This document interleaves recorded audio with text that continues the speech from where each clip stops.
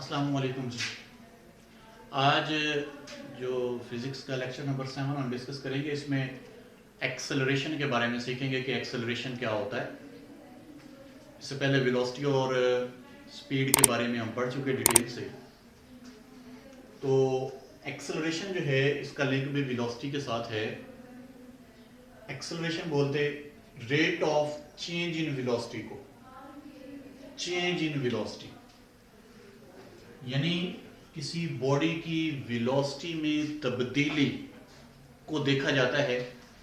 Rate का मतलब with respect to time, वक्त के लिहाज से किसी बॉडी की वेलोसिटी में तब्दीली को एक्सेलरेशन कहते हैं। यानी किसी बॉडी की वेलोसिटी में चेंज जो है वो भी हम उसको भी ज़ेरे गौर जो है वो लाएंगे, और साथ उसके ये भी देखा जाएगा कि टाइम के हिसाब से किस तरह से वो वेलोसिटी में चेंज आ रहा है। फॉर एग्जांपल, अगर किसी बॉडी की इब्तिदा में यानी स्टार्ट में जो इनिशियल वेलोसिटी है, जो उसकी इब्तिदाई वेलोसिटी है वो वी आई है उसकी इनिशियल वेलोसिटी किसी ऑब्जेक्ट की। ये V I stands for initial, V stands for velocity. यानी ऑब्जेक्ट की जो शुरू में वेलोसिटी है उसको मैं रिप्रेजेंट कर रहा हूं वी आई से, जो कि इनिशियल वेलोसिटी को जाहिर कर। ये शुरू में किसी ऑब्जेक्ट की वेलोसिटी है। टी टाइम गुजरता है और टी टाइम गुजरने के बाद उसकी वेलोसिटी जो है वो चेंज हो जाती है। वेलोसिटी चेंज होके वी एफ हो जाती है। What is V F? F stands for final and v stands for velocity. यानी उस बॉडी की वेलोसिटी t टाइम गुजरने के बाद क्या हो जाती? फाइनल वेलोसिटी बन जाती है, vf बन जाती है। t टाइम गुजरा।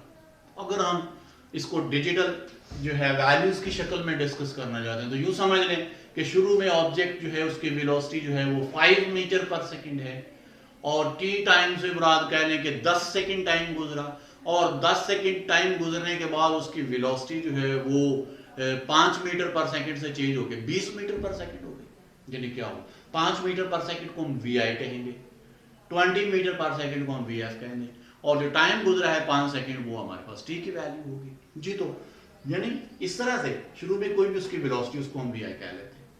टी कोई भी टाइम 5 मिनट है, 2 मिनट है, 2 सेकंड है, 1 घंटा है, वो टाइम गुजरा और वेलोसिटी चेंज होके वीएफ हो गई, यानी फाइनल वेलोसिटी में चेंज हो गई। अब वेलोसिटी में चेंज कैसे निकलेगा? चेंज हमेशा बेटा जी फाइनल वैल्यू में से इनिशियल वैल्यू को माइनस कर दें तो चेंज का पता चल जाता है। जैसे मैं आपको अगर ऐसे बोलूं कि शुरू में वेलोसिटी 5 मीटर पर सेकंड है, बाद में 20 मीटर पर सेकंड हो जाती है, और फौरन बोलोगे कि चेंज कितना आया? 15 मीटर पर सेकंड। ये 15 कैसे आया? 20 में से 5 को माइनस किया है आपने। यानी जो फाइनल वेलोसिटी है उसमें से इनिशियल वेलोसिटी को अगर माइनस कर दें, that will become change in velocity. Same as अगर वो उसको 20 और 5 कहने की बजाय मैं उसको यूं रिप्रेजेंट करना चाहूं तो मैं ये कहूंगा 20 जो थी वो फाइनल वेलोसिटी थी यानी वी आई, उसमें से क्या किया? 5 को माइनस किया, और 5 क्या थी? वी आई थी। तो मैंने क्या किया? वी एफ में से वी आई को माइनस कर दिया। फाइनल वेलोसिटी में से इनिशियल वेलोसिटी को माइनस कर दें तो क्या आ जाएगा? Change in velocity. और साथ हमने टाइम जो है उसका भी जिक्र किया कि इतने वक्त में ये वेलोसिटी चेंज हुई है। तो विद रिस्पेक्ट टू टाइम जब हम वेलोसिटी में चेंज को डिस्कस करते हैं तो हम एक्सेलरेशन पढ़ रहे हैं। एक्सेलरेशन क्या होता है? रेट ऑफ, रेट को उर्दू में बोलते शरह, वेलोसिटी में तब्दीली की शरह। क्या मतलब? वेलोसिटी वक्त के लिहाज से किस तरह से चेंज हो रही है। ये तो वेलोसिटी में तब्दीली की शरह, rate of change in velocity, इसको यूं भी बयान कर सकते हैं, change in velocity of body with respect to time, वक्त के लिहाज से किसी जिस्म की वेलोसिटी में तब्दीली जो है, that is known as acceleration. By definition इसका जो फार्मूला बनता है, जाहिर है हमने चेंज इन वेलोसिटी को देखना है विद रिस्पेक्ट टू टाइम, तो जो बटा है उसके ऊपर चेंज इन वेलोसिटी लिख दिया और नीचे वही डेफिनेशन का टाइम जो हमने मेंशन किया हुआ उसको लिख दिया है। चेंज इन वेलोसिटी का तरीका आपको सिखाया। फाइनल वेलोसिटी में से इनिशियल वेलोसिटी को माइनस कर दें तो चेंज इन वेलोसिटी बन जाता है final velocity minus initial velocity over time. अब फाइनल वेलोसिटी को हम जाहिर करते vf से, इनिशियल वेलोसिटी को जाहिर करते vi से, टाइम को जाहिर करते t से। तो एक्सेलरेशन का जो फाइनल फार्मूला हमारे पास बनता है that is vf minus vi over t। अब यहां पर मैं आपको थोड़ी सी एक बात समझाने लगा हूं। वेलोसिटी में हमने पढ़ा वेलोसिटी वेक्टर क्वांटिटी, तो बेटा जी final velocity also vector quantity. इसके ऊपर या तो बार डालो या इसके ऊपर एरो हेड बनाओ या इसको बोल्ड करके लिखो। इनिशियल वेलोसिटी वेलोसिटी है, वेक्टर क्वांटिटी है, या इसका सिंबल बोल्ड करो या इसके ऊपर बार डालो या उसके ऊपर एरो हेड बनाओ। Acceleration is also vector quantity because of velocity. Change in velocity को डिस्कस किया जाता है एक्सेलरेशन में, और क्योंकि वेलोसिटी एक्सेलरेशन वेलोसिटी जो है ये एक वेक्टर क्वांटिटी है, इसी तरह से एक्सेलरेशन जो है ये भी एक वेक्टर क्वांटिटी बनेगा। सो वेक्टर क्वांटिटी का सिंबल यूं अकेला नहीं छोड़ते, तीन तरीके उसको लिखने के आपको सिखाए हुए। या तो सिंबल को बोल्ड किया जाता है, या उसके ऊपर बार डाला जाता है, या उसके ऊपर एरो हेड बनाया जाता है। टाइम के ऊपर बार या एरो हेड या सिंबल को बोल्ड करेंगे? बिल्कुल नहीं करेंगे। वजह क्या है? Time is not a vector quantity, time is a scalar quantity, इसलिए उसके सिंबल को सिंपल लिखा जाएगा। तो ये बेटे इसका फार्मूला। अब इसके बाद इसका यूनिट अगर डिस्कस करें, बटे के ऊपर वेलोसिटी है और वेलोसिटी का यूनिट हमने पढ़ा मीटर पर सेकंड होता।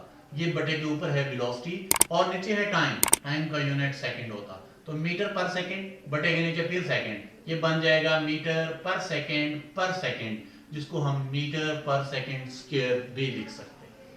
तो मीटर पर सेकंड स्क्वायर जो है ये है एक्सेलरेशन का यूनिट।